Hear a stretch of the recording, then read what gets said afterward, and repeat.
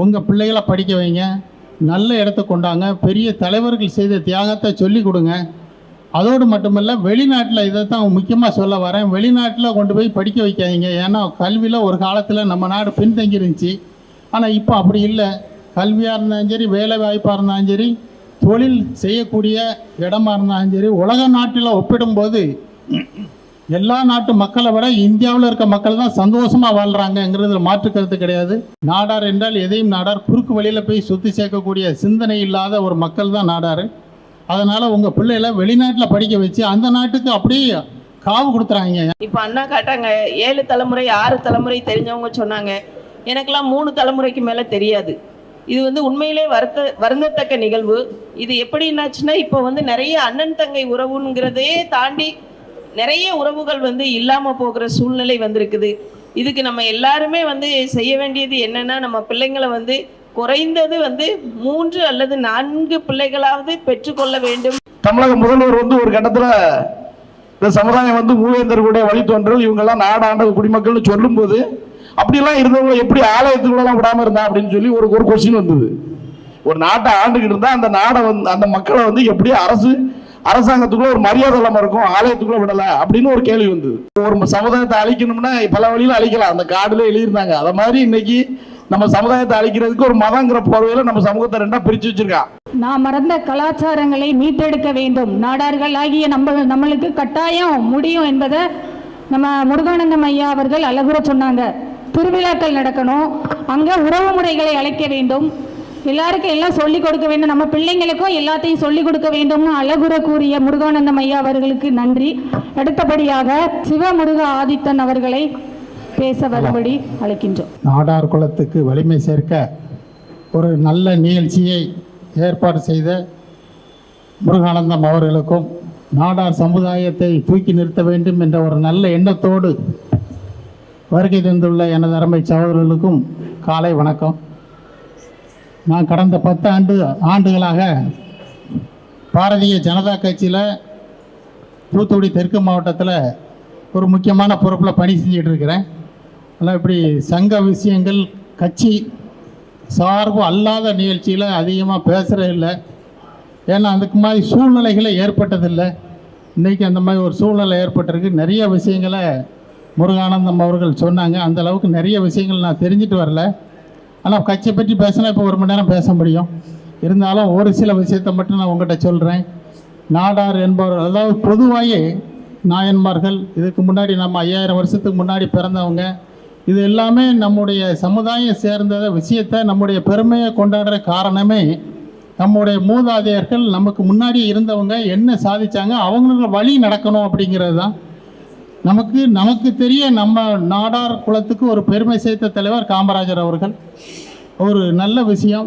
இன்றைக்கி அது ஒரு பெரிய இலக்கணமாக எல்லா தலைவர்களும் போற்றி புகழக்கூடிய ஒரு ஒப்பற்ற தலைவர். அதுபோல் ஒரு தலைவரை நம்ம மக்களும் அதில் கொண்டு வர வேண்டும். அதுக்கு அடுத்தபடியாக நம்முடைய இனங்கள் அழிந்து கொண்டிருக்கிறது என்று சொன்னார்கள். நம்முடைய பிள்ளைகளை நல்லா படிக்க வைங்க. தோன்றின் புகழோடு தோன்றுக, அக்கிலர் தோன்றலின் தோன்றாமை நன்றி என்ற திருக்குறளுக்கு வழி சேர்க்கிற மாதிரி இருந்தால் புகழோடு இருக்கணும் அப்படிங்கிற ஒரு நல்ல நோக்கத்தோடு உங்கள் பிள்ளைகளை படிக்க வைங்க, நல்ல இடத்த கொண்டாங்க, பெரிய தலைவர்கள் செய்த தியாகத்தை சொல்லி கொடுங்க. அதோடு மட்டுமல்ல, வெளிநாட்டில் இதை தான் முக்கியமாக சொல்ல வரேன், வெளிநாட்டில் கொண்டு போய் படிக்க வைக்காதீங்க. ஏன்னா கல்வியில் ஒரு காலத்தில் நம்ம நாடு பின்தங்கி இருந்துச்சு. ஆனால் இப்போ அப்படி இல்லை. கல்வியாக இருந்தாலும் சரி, வேலை வாய்ப்பாக இருந்தாலும் சரி, தொழில் செய்யக்கூடிய இடமா இருந்தாலும் சரி, உலக நாட்டில் ஒப்பிடும்போது எல்லா நாட்டு மக்களை விட இந்தியாவில் இருக்க மக்கள் தான் சந்தோஷமாக வாழ்கிறாங்கங்கிறதுல மாற்று கருத்து கிடையாது. மற்ற நாட்டில் நிறைய பிரச்சனைகள் இருக்குது. நாம் இந்தியா மட்டும்தான் பிரச்சனையே இல்லாமல் சந்தோஷமாக வாழ்கிறோம். அதை நீங்கள் பக்கத்தில் இருக்க ஆசிய கண்டத்தில் இருந்த நாடை பார்த்தாலே தெரியும். சைனாவாக இருந்தாலும் சரி, பாகிஸ்தானாக இருந்தாலும் சரி, ஸ்ரீலங்காவாக இருந்தாலும் சரி, எல்லாம் சிரமம், ஆப்கானிஸ்தான் எல்லாருமே சிரமப்படுறாங்க. நாம் மட்டும்தான் நிம்மதியாக வாழ்கிறோம். இன்னும் கொஞ்சம் தள்ளி போனால் சன்னி முஸ்லீம்ஸ் அப்படின்னு சொல்லி அவங்களுக்குள்ள 2 பாகுபாடு, சியா முஸ்லீம், சன்னி முஸ்லீம் சொல்லி முஸ்லீம் மக்களுக்குள்ளே பெரிய போராட்டம் நடக்கு, கொலையில் தான் முடியுது. அதெல்லாம் அப்படிலாம் பார்க்கும்போது இந்தியா ஒரு நல்ல நாடு, நல்ல இடத்துல நாம் இருக்கோம். நாம் நாடார் என்றால் எதையும் நாடார், குறுக்கு வழியில் போய் சொத்து சேர்க்கக்கூடிய சிந்தனை இல்லாத ஒரு மக்கள் தான் நாடார். அதனால் உங்கள் பிள்ளைகளை வெளிநாட்டில் படிக்க வச்சு அந்த நாட்டுக்கு அப்படியே காவு கொடுத்துறாங்க. ஏன்னா நிறையா வெளிநாட்டுக்கு போய் படிக்க வச்சு அங்கேயே ஒரு வேலையை பார்த்து கடைசியில் அங்கேயே ஒரு பிள்ளையை கல்யாணம் முடிச்சுட்டு ஒன்று லவ் பண்ணுவான், இல்லை இங்கேருந்து கட்டிட்டு போனாலும் அங்கேயே ஒரு குழந்தைய பெற்று பிறகு அவங்களுக்கு நேஷனாலிட்டி வாங்கி அங்கேயே செட்டில் ஆகி அடுத்த வம்ச வழி அங்கேயே போயிடும். நல்லா படிக்கக்கூடிய பிள்ளைகள் நம்ம நாட்டுக்கு கட்டாயம் தேவை. நல்ல உழைப்பாளி நம்முடைய ரத்தத்திலே ஊர்னது. அதிகமாக உழைக்கக்கூடிய சிந்தனை கொண்ட மக்கள் நம்ம மக்கள் தான். அதனால் இந்த ஒரு விஷயத்தில் மட்டும் நீங்கள் கடைபிடிங்க எப்படி என்று கேட்டுக்கொண்டு வாய்ப்புக்கு நன்றி கூறி விடைபெறுகிறேன். நன்றி, வணக்கம். ஏன் கையை ஏந்த வேண்டும் வெளிநாட்டில் என்று தங்களுடைய கருத்துக்களை அழகுற கூறி மூத்தோர்களை வழிநடத்த வேண்டும் என்று கூறியும் வாழ்ந்தால் புகழோடு வாழ வேண்டும் என்று கூறிய ஐயா சிவமுருக ஆதித்தன் அவர்களுக்கு நன்றியை தெரிவித்துக் கொள்கிறேன். அடுத்தபடியாக திருமதி கிருஷ்ணா ராதாகிருஷ்ணன் அவர்கள் உமன் சேவா ட்ரஸ்ட் அவர்களை உரையாற்ற வரும்படி அன்புடன் அழைக்கின்றேன். இந்த அருமையான நிகழ்வில் என்னை பங்கேற்க அழைத்ததற்கு எனது அருமை சகோதரர் பெருமதிப்பிற்குரிய முருகானந்தம் அண்ணாச்சி அவர்களுக்கு எனது மனமார்ந்த நன்றியை முதலில் தெரிவித்துக் கொள்கிறேன். மேடையில் முன்னிலை வகிக்கும் அன்பு சகோதரர் அண்ணன் கரிகோல் ராஜ் அவர்களையும் மற்றும் என்னுடன் அமர்ந்திருக்கும் ஆண்டோர்களையும் என் எதிரே அமர்ந்திருக்கும் ஆண்டோர் சான்றோர் பெருமக்களையும் வணங்கி இந்த இனிய காலை வேளைகளில் எனது கருத்துக்கள் சிலவற்றை உங்களிடம் பகிர்ந்து கொள்ள விரும்புகிறேன்.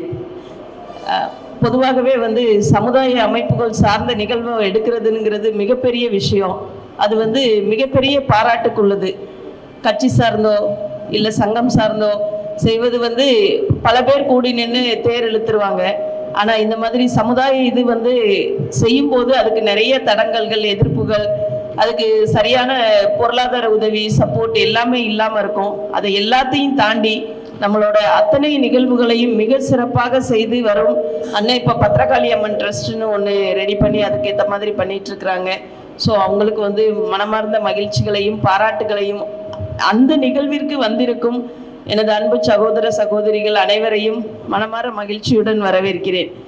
அப்புறம் முந்தி காலத்துலலாம் சொல்லுவாங்க, நம்மளோட பாரம்பரியங்களை அழிக்கிறதுக்காக படையெடுத்து வரும்போது அத்தனை விஷயங்கள் கொண்ட எல்லா ஓலைச்சுவடிகளையும் நமது ஆன்றோர்கள் முன்னோர்கள் எல்லாரும் அதை கட்டி கிணத்துக்குள்ளே போட்டு பாதுகாப்பாங்கன்னு. அப்போ நம்மளுக்கு அது எவ்வளோ ஒரு முக்கியமான ஒரு விஷயங்கள் அப்படிங்கிறது நம்ம அது மூலமாக நம்ம தெரிஞ்சுக்கலாம். அந்த மாதிரி விஷயங்கள் இப்போ நம்மக்கிட்ட ஏராளமாக இருக்குது. இப்போ அண்ணா காட்டாங்க 7 தலைமுறை 6 தலைமுறை தெரிஞ்சவங்க சொன்னாங்க. எனக்கெல்லாம் 3 தலைமுறைக்கு மேலே தெரியாது. இது உண்மையிலே வருந்தத்தக்க நிகழ்வு. இது எப்படின்னாச்சுன்னா இப்போ நிறைய அண்ணன் தங்கை உறவுங்கிறதே தாண்டி நிறைய உறவுகள் இல்லாமல் போகிற சூழ்நிலை வந்திருக்குது. இதுக்கு நம்ம எல்லாருமே செய்ய வேண்டியது என்னன்னா, நம்ம பிள்ளைங்களை குறைந்தது 3 அல்லது 4 பிள்ளைகளாவது பெற்றுக்கொள்ள வேண்டும் என்பதை நாம் வலியுறுத்தணும். நாமளே சொல்லி கொடுக்குறோம் பிள்ளைங்களுக்கு, ஏப்பா ஒரு பிள்ளை சரி போதும், 2வது என்னாச்சுன்னா 2 பெத்தாச்சுலாம் என்னமோ போதுன்றோம். கண்டிப்பாக அந்த மாதிரி சொல்லக்கூடாது. நம்ம வளர்ச்சியை நோக்கி நம்மளோட பாரம்பரியம் எல்லாமே அடுத்த கட்டத்துக்கு நம்ம போகணும்னா கண்டிப்பாக நம்மளோட வளர்ப்பு முறை அதிகபட்சமாக இருக்கணும். நம்ம பிள்ளைங்களை நல்லா கவனிக்கணும், பாரம்பரியத்தை போற்றணும். நம்ம எந்த இடத்துல இருந்தாலும் நம்மளோட கோயில் கொடை அந்த நிகழ்வுகள் எல்லாத்தையும் வெளியெடுக்கணும். நம்ம பிள்ளைங்களுக்கெல்லாம் மிந்தி எங்கே போனாலும் சிவராத்திரி டைம் பாவடைச்சட்டை இல்லை பாவடைச்சட்டை பட்டு பாவடைச்சட்டை தாவணியோட பிள்ளைங்க நடமாடிக்கிட்டு இருக்கோம். அப்போ இப்போல்லாம் சிவன் கோயிலுக்கு ராத்திரி 12 மணி பூஜை 1 மணிக்கெல்லாம் போயாச்சுன்னா நம்ம பெற்றோர்கள் இல்லாமல் பிள்ளைங்க இந்த மாதிரி உடைகள் அணிய மாட்டாங்க. ஒன்று ஜீன்ஸ் போட்டு வராங்க, இல்லை ட்ரௌசர் போட்டுட்டு கூட்டிகிட்டு வராங்க. இது சாதாரணமாக நடக்குது சென்னை மாதிரி ஊர்கள் எல்லாம். ஸோ அதையெல்லாம் நம்ம பெற்றோர்கள் நம்ம முன்னோர்கள்லாம் எப்படி நம்மளை வழி நடத்தினாங்களோ அதை கண்டிப்பாக கடைபிடிக்கணும். நம்மளோட பாரம்பரியத்தை போற்றணும். பாரம்பரியம் போற்றும் போது கண்டிப்பாக நமது சமுதாய பெருமைகள் அனைத்தும் அடுத்த கட்டத்துக்கு போகும். எங்கள் ஊரில் கோயில் கூட, எங்களோட குலதெய்வம் கோயில் கூட ராத்திரி எல்லாம் சப்பரம் எடுத்து என்னோட ஊர் ஆறுமுகநேரி காலையில் தான் இறக்குவாங்க. நான் 2 பசங்களையும் என்னெல்லாமோ சொல்லி எதனாலும் சொல்லி 2 பேரையும் சப்பரத்துக்கு பின்னாடி தீப்பந்தம் பிடிச்சிக்கிட்டோ ஏதோ போயிட்டு காலையில் அவங்க இறங்கி பூக்குழியில் தண்ணி எடுத்து ஊற்றுனாதான் எங்கள் வீட்டில் கோயில் கூட நிறைவான மாதிரி ஒரு சந்தோஷம். அதை நான் என் பிள்ளைங்களுக்கு ஊட்டி வளர்த்துருக்குறேன். ஸோ பிள்ளைங்களே ஆட்டோமேட்டிக்காக அந்த ஆவணி 1ஆம் தேதி அம்மா லீவ் போட்டுறோம் வந்துடுறோம் அப்படின்னுங்கிற மாதிரி நாங்கள் அந்த கோயில் திருவிழாவை கொண்டாடிக்கிட்டு இருக்கோம்.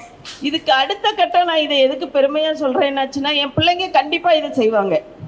இது செய்யலைன்னா நம்மளுக்கு குறை வருமோ அப்படின்னுங்கிற ஒரு பயத்திலையாவது செய்வாங்க. அந்த மாதிரி ஒரு இறைபக்தியை ஊட்டி வச்சிருக்கிறோம். நம்ம பாரம்பரியத்தை போற்றுங்கள். அனைவரிடமும் கேட்டுக்கொள்வது என்னவென்றால், நம்ம எல்லாருமே அந்த நோக்கில் உள்ளவங்க தான் எல்லாரும் இங்கே வந்திருக்கிறோம். ஆனால் அதை நம்ம பிள்ளைங்களுக்கு ஏதாவது ஒரு வழியில் நம்ம அவங்களுக்கு அதை புரிகிற மாதிரி அதை சொல்லிக்கொண்டு சேர்ப்பது தான் நம்மளோட தலையாய கடமை.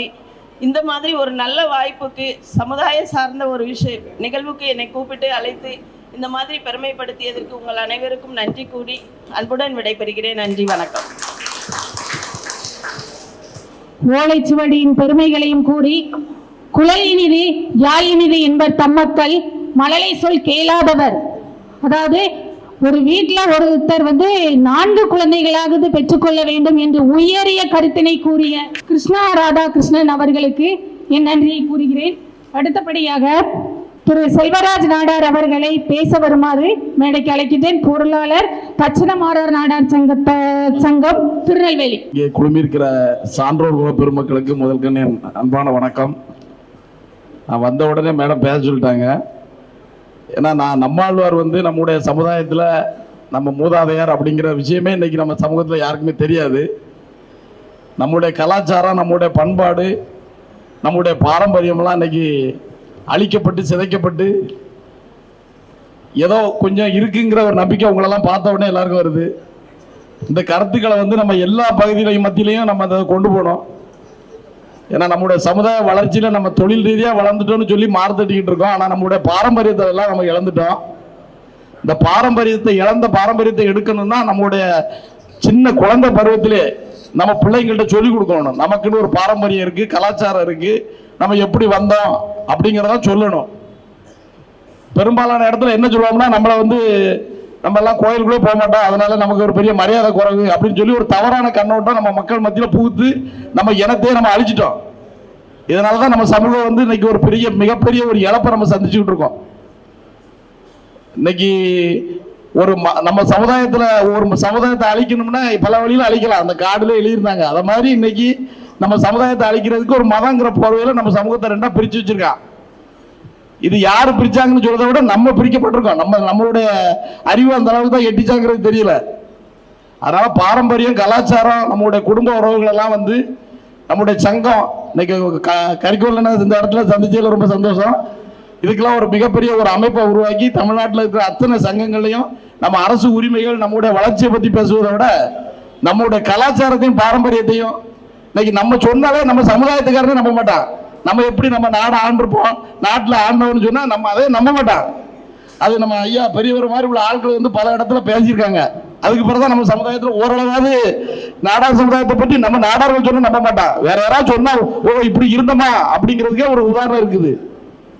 தமிழக முதல்வர் ஒரு கட்டத்தில் இந்த சமுதாயம் மூவேந்தர்களுடைய வழித்தோன்றல், இவங்கெல்லாம் நாடாண்ட குடிமக்கள்னு சொல்லும் போது அப்படியெல்லாம் இருந்தவங்க எப்படி ஆலயத்துக்குள்ளெல்லாம் விடாம இருந்தா அப்படின்னு சொல்லி ஒரு கொஸ்டின் வந்தது. ஒரு நாட்டை ஆண்டுகிட்டு இருந்தா அந்த நாடை அந்த மக்களை எப்படி அரசாங்கத்துக்குள்ள ஒரு மரியாதை இல்லாம இருக்கும், ஆலயத்துக்குள்ள விடல அப்படின்னு ஒரு கேள்வி வந்தது. அதுக்கு அந்த நேரத்துல நான் கொஞ்சம் அந்த இடத்துக்குள்ள எனக்கு ஒரு சின்ன ஒரு அறிமுகம் உள்ள இருந்தேன். அந்த பத்திரிகைக்கு அது வந்த செய்தி வரும்போது உங்கள்கிட்ட எல்லாம் கருத்து கேட்டாங்க.